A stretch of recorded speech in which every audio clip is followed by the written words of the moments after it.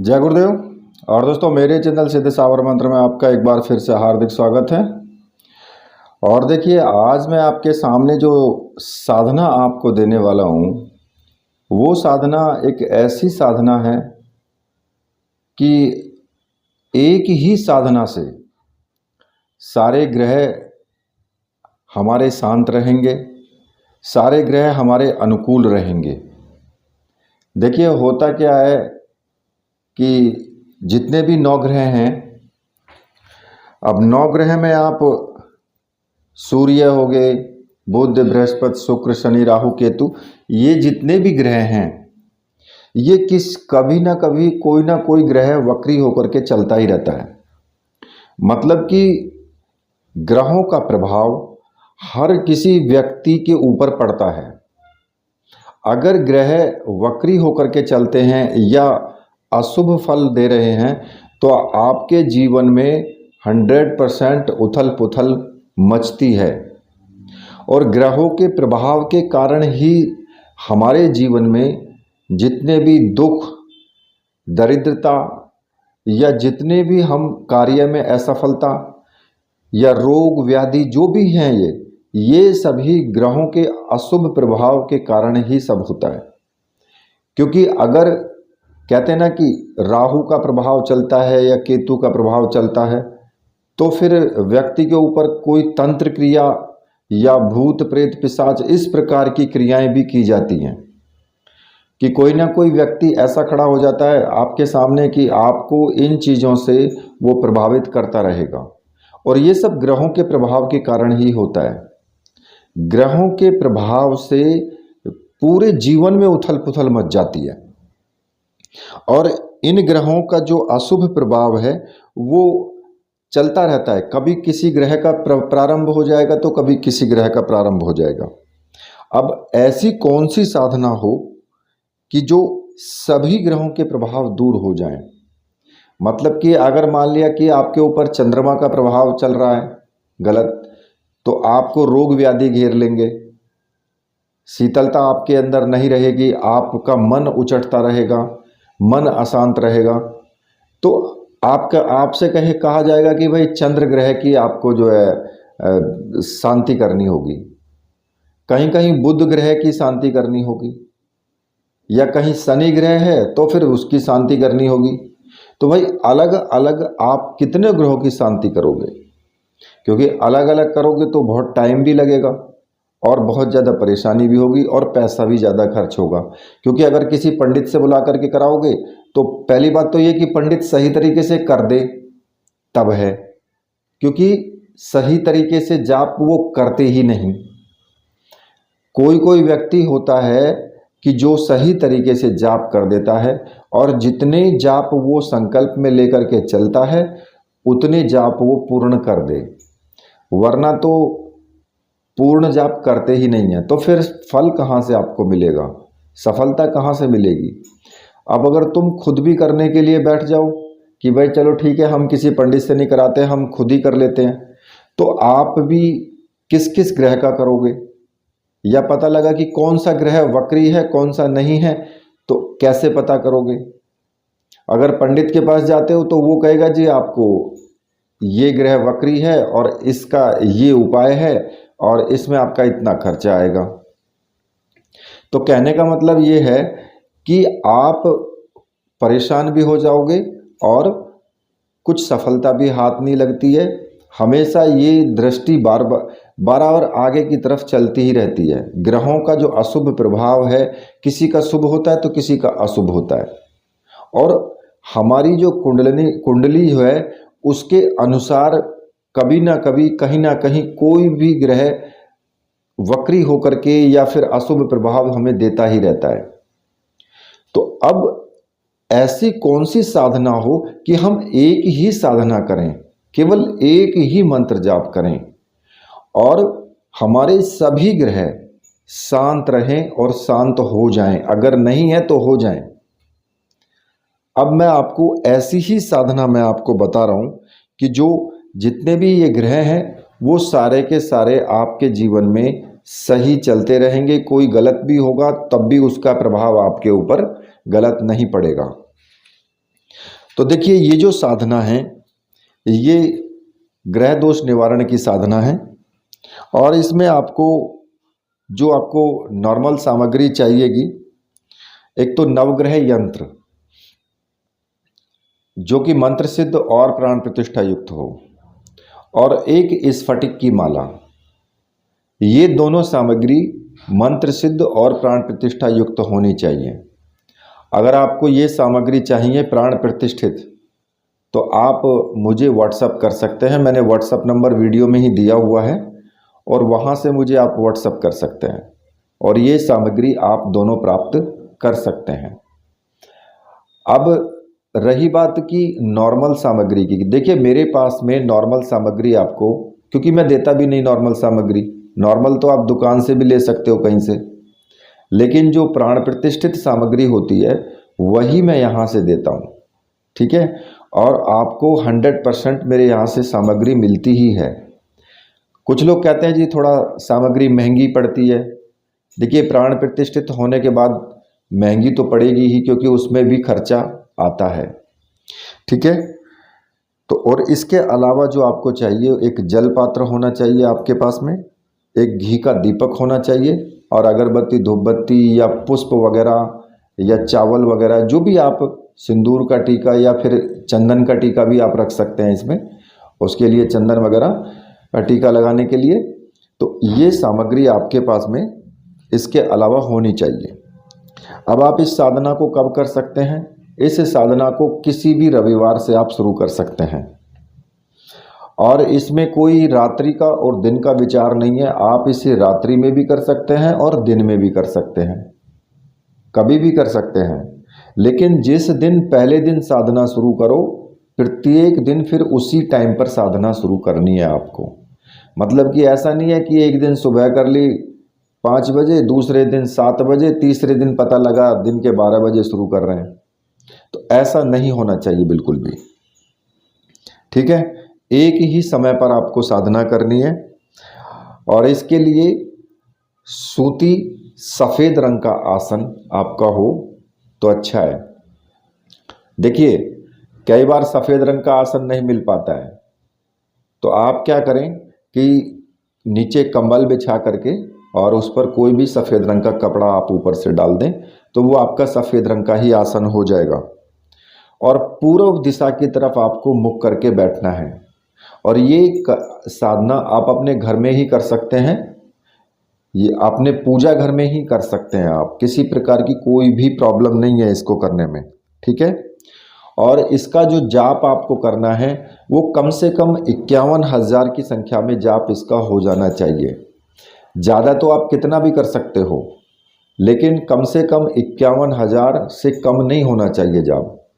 और देखिए इस साधना की एक और विशेषता होती है कि ग्रहों के प्रभाव के कारण आपको अगर किसी साधना में सफलता नहीं मिल रही है तो वो सफलता भी आपको मिलना शुरू हो जाएगी। फिर मान लिया कि आप जैसे कि शिव साधना कर रहे हैं, भैरव साधना कर रहे हैं, यक्षिणी साधना, अप्सरा साधना, किन्नरी साधना या योगिनी साधना, कोई सी भी आप साधना कर रहे हैं, आप बार बार साधना कर रहे हैं, आपको सफलता ही नहीं मिल रही है बिल्कुल भी, तो आप अगर ये ग्रह जो नवग्रह वाली निवारण साधना है, ये दोष निवारण साधना, अगर आप इस साधना को पूर्ण कर लेते हो तो आपको वो दूसरी साधनाओं में भी आपको सफलता मिलना शुरू हो जाती है फिर। तो देखिए आपको सर्वप्रथम में क्या करना है कि रविवार के दिन स्नान आदि करके, सुबह के टाइम ही करें तो अच्छा है, स्नान आदि करके आप स्वच्छ वस्त्र धारण कर लें, सफ़ेद रंग के वस्त्र धारण करें, चाहे आप उसमें कुर्ता धोती पहने, कुर्ता पजामा पहने या फिर धोती बांध लें, कोई भी किसी भी तरीके से, लेकिन स्वच्छ होना चाहिए, धुले हुए वस्त्र होने चाहिए। ऐसा नहीं है कि आज वस्त्र धुले हुए हैं, कल को भी उन्हीं को पहन के आपने साधना शुरू कर दी, तो ऐसा नहीं होना चाहिए। सफ़ेद रंग के ही वस्त्र आपको धारण करने हैं, सफ़ेद रंग का ही आपका आसन होना चाहिए और पूर्व दिशा की तरफ मुख करके बैठना है और सफ़ेद रंग के ही सामने जो लकड़ी का चौकी आपकी रखी हुई है उस पर सफ़ेद रंग का कपड़ा आप बिछा दें, ठीक है। अब आपको क्या करना है कि देखिए नवग्रह यंत्र मैंने किस लिए बताया आपको, नवग्रह यंत्र इसलिए बताया कि अगर आप अलग अलग ग्रहों के यंत्र लेते हैं तो आपको बहुत महंगा पड़ेगा, क्योंकि हर ग्रह का अलग यंत्र भी होता है। लेकिन एक नवग्रह यंत्र लेने से ही सभी 9 ग्रह उसी के अंदर आ जाते हैं। ठीक है, तो सामने जो सफ़ेद रंग का चौकी पर जो कपड़ा बिछा है ना, उसके ठीक सामने की तरफ अपने गुरु की तस्वीर और भगवान शिव की तस्वीर भी आप लगा सकते हैं। ठीक है, ये दोनों तस्वीर तो होना ज़रूरी है। और एक किसी भी प्लेट में पुष्प अगर आप ले लें तो अच्छी बात है। पुष्प किसी भी रंग के ले सकते हैं, सुगंधित पुष्प हो अच्छी बात है। तो थोड़े से पुष्प बिछा करके उस पर नवग्रह यंत्र को स्थापित कर देना है आपको। और जो स्फटिक की माला है, स्फटिक की माला को भी आप बराबर में नवग्रह यंत्र के बराबर में ही आप रख दें, वहीं पर ही। और सबसे पहले स्थान शुद्धि यानी पवित्रीकरण करें। गंगाजल हो तो गंगाजल छिड़क करके पवित्रीकरण कर लें, या फिर मंत्र बोल के भी कर सकते हो। ठीक है, जो पवित्रीकरण का मंत्र होता है, ओम पवित्र पवित्र सर्वस्थांगतोपि व यह समृत पुंडिकाक्षम से अभ्यंतर शुचि, इस मंत्र से भी आप पवित्रीकरण कर सकते हैं। ये मंत्र लिखा होता है, किताबों में भी लिखा है, वैसे भी नेट पर मिल जाता है। ठीक है, तो एक प्लेट में ही केसर या चंदन जो भी है आपके पास में वो घोल करके रख लें। एक दीपक आप जला लें शुद्ध घी का, अगरबत्ती धूपबत्ती जो भी आपके पास है वो आप जला लें। ठीक है, और सबसे पहले आपको क्या करना है कि अपने गुरु का पूजन करना है। अब गुरु का पूजन आपको कैसे करना है? गुरु का पूजन करने के लिए सबसे पहले गुरु चरणों में थोड़ा सा एक बूंद जल अर्पित करना है। उसके बाद गुरु जी को टीका लगाना है। टीका आप, मैंने बताया चंदन का हो चंदन का, या फिर केसर का हो केसर का, कोई सा भी टीका आप लगा सकते हैं। टीका लगाना है। टीका लगाने के बाद उनको धूप दीप दिखाना है हाथ से, मतलब धूप दीप का इशारा कर दें, धूप दीप दर्शयामी। और पुष्प चढ़ाने हैं, साथ ही चावल है तो चावल भी चढ़ाने हैं। और भोग आप किसी भी वस्तु का भोग लगा सकते हैं, मिठाई का या किसी चीज़ का भी, जो भी आपके घर में है भोग लगा दें। और गुरुजी से हाथ जोड़ करके प्रार्थना करें कि गुरुदेव, मैं नवग्रह साधना करने जा रहा हूँ, जो भी मेरे जितने भी ग्रह हैं, जो ग्रह मेरे अनुकूल नहीं है वो मेरे ग्रह अनुकूल हो जाएं, इसलिए मैं ये साधना करने जा रहा हूँ। तो मुझे इस साधना में पूर्ण सफलता मिले और मुझे आज्ञा दीजिए और अपना आशीर्वाद प्रदान कीजिए। और इतना कह करके जो भी आपका गुरु मंत्र है, जिस गुरु ने भी आपको गुरु मंत्र दिया है, उस गुरु मंत्र की एक माला का जाप आपको स्फटिक की माला से ही कर लेना है, या रुद्राक्ष की माला हो तो उससे भी कर सकते हो। ठीक है, अगर आपके गुरु नहीं है कोई, भगवान शिव को आपने गुरु माना है, तो फिर भगवान शिव की आपको उसी प्रकार से पूजा करनी है जैसे मैंने अभी गुरु जी की बताई है। और ओम नमः शिवाय मंत्र का एक माला का जाप आपको कर लेना है। ठीक है, आज्ञा लेकर के। इसके बाद जो यंत्र है नवग्रह यंत्र, उस यंत्र का आपको फिर पूजन करना है। ठीक है, अब उस यंत्र का पूजन करने के लिए एक बूंद जल पर, या फिर ऐसा कर सकते हैं कि यंत्र को पहले गंगाजल से धो करके पोंछ करके फिर स्थापित करें, और उसके बाद उस पर केसर से या कुमकुम से या फिर चंदन से उस पर टीका लगाएं यंत्र पर, और पुष्प चढ़ाएं, चावल चढ़ाएं यंत्र पर। और जो आपके पास में जो भी आपने भोग बनाया है या जो भी है आपके पास, वो एक कटोरी में आप वहीं बराबर में ही भोग रख दें नवग्रह के लिए। ठीक है, और पूजा को पूर्ण मनोयोग से करना है, पूर्ण रूप से मन से आप अपनी पूजा करेंगे। अब जब आप यंत्र का पूजन कर लेंगे तो फिर आपको क्या करना है, मैं आपको एक रक्षा विधान बता रहा हूं, और ये रक्षा विधान आप प्रत्येक साधना में कर सकते हो, किसी भी साधना में। और हर साधना में, चाहे वो सात्विक हो चाहे वो तांत्रिक हो, प्रत्येक साधना में ये रक्षा विधान आपको जरूर करना चाहिए। अब उसमें क्या करना होगा, मैंने पहले भी बताए हैं आपको, ये रक्षा विधान तो मैंने पहले भी बताया है कि उल्टे हाथ में आप चावल ले लें और सीधे हाथ से सभी दिशाओं में चावल फेंकते हुए चारों तरफ आपको मंत्र जाप करना है। ओम असर्पंतु ये भूता है भूमि संसिता, ये भूता है विघ्न कर्तास्ते नश्यंतु सेवाज्ञा, अपक्रमाणांतु भूतानि पिशाचः सर्वतो दिशम सर्वेषां विरोधेन पूजा कर्म समारंभे। इस मंत्र को बोलते हुए चावल चारों तरफ आपको फेंक देने हैं। ये इतना तीव्र रक्षा विधान है, बहुत ही ज़्यादा तीव्र रक्षा विधान है ये। अगर आप किसी भी साधना में इस रक्षा विधान को कर देते हो तो 100% आपकी साधना में किसी भी प्रकार की कोई भी नकारात्मक शक्ति प्रवेश नहीं कर सकती है। ये 100% है, ठीक है। तो जब आप इस रक्षा विधान को कर लेंगे तो उसके बाद स्फटिक की माला लेकर के आपको मंत्र जाप शुरू कर देना है। जो नवग्रह मंत्र है उस मंत्र का आपको जाप शुरू करना है। तो देखिए, जो मंत्र है वो मैं आपको बता देता हूँ। मंत्र इस प्रकार से है।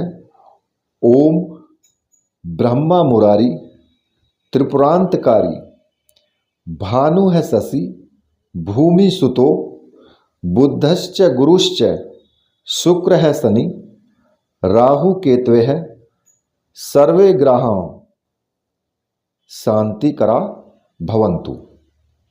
ये जो मंत्र है, देखिए थोड़ा सा बड़ा मंत्र तो है क्योंकि नवग्रह का है। इस मंत्र से आपको जाप शुरू करना है। अब आप कितनी माला का जाप कर सकते हैं? देखिए, अगर आप 11 माला का जाप करें या 21 माला का जाप करें या 31 माला का जाप करें, वो आपके ऊपर डिपेंड करता है। मैंने आपको बता दिया था शुरुआत में ही कि 51,000 कम से कम जाप होना चाहिए। ज़्यादा तो आप कितना भी कर सकते हो, चाहे आप 1.25 लाख मंत्रों का जाप करो, चाहे आप 1.5 लाख मंत्रों का जाप करो, चाहे आप 1 लाख मंत्रों का जाप करो, लेकिन 51,000 से कम नहीं होना चाहिए। अब वो आपके ऊपर निर्भर करता है कि आप कितनी देर बैठ सकते हो और कितनी माला का जाप आप कर सकते हो और कितने दिन में कर सकते हो, वो आपके ऊपर निर्भर है। क्योंकि अगर आप 21 माला का जाप रोज करते हैं तो 2100 मंत्रों का जाप आपका हो गया रोज का। क्योंकि माला तो 108 की होती है, लेकिन 108 मंत्र नहीं गिने जाते हैं, केवल एक माला के 100 मंत्र ही गिने जाएंगे। वो किस लिए? क्योंकि जब हम माला जपते हैं तो कुछ मंत्रों की गलती भी हो जाती है हमसे उच्चारण में, इसलिए वो 8 जो एक्स्ट्रा होते हैं मोती, वो इसीलिए होते हैं। क्योंकि कुछ लोगों का मत होता है कि जी 108 की माला नहीं है, माला में तो 106 मोती हैं। तो मैं कहता हूं कि माला में 100 से ऊपर मोती होने चाहिए। 108 ना भी हो तो कोई दिक्कत नहीं है, क्योंकि गिनती आपकी 100 की ही होगी। 2100 मंत्रों का जाप करना है तो 21 माला का ही जाप करना पड़ेगा आपको। तो इसलिए आप अगर 21 माला का जाप करते हैं तो 2100 मंत्र आपके हो गए। अब 2100 के हिसाब से आप 51,000 आपको करने हैं, तो आप देख लीजिए कि आप कितने दिन में कर सकते हैं वो, ठीक है। तो ये आपके ऊपर निर्भर है। अब यदि आप 5 ही माला का जाप करते हो तो भाई आपको तो टाइम बहुत लगेगा फिर।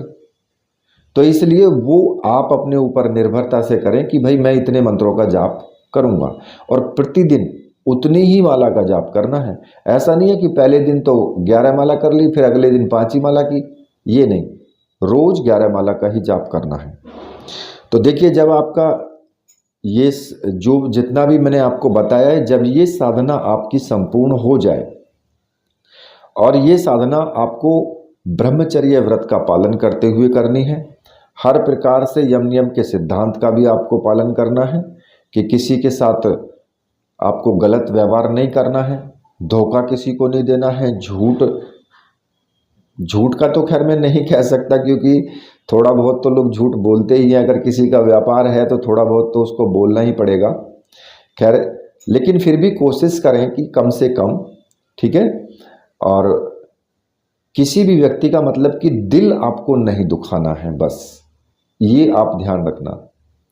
ब्रह्मचर्य व्रत का पूर्ण रूप से पालन करते हुए इस साधना को करना, और जब ये आपकी साधना पूर्ण हो जाए तो उस यंत्र को और जो माला है स्फटिक की और जो भी सामग्री है, संपूर्ण सामग्री को हनुमान मंदिर में जाकर के हनुमान जी के चरणों में आप वहां पर उसको चढ़ा दें। तो देखिए, ऐसा करने से जितने भी आपके जो भी ग्रह के दोष हैं, सभी ग्रह दोषों का निवारण हो जाता है और पूर्ण रूप से सारे ग्रह आपके अनुकूल चलने लगते हैं।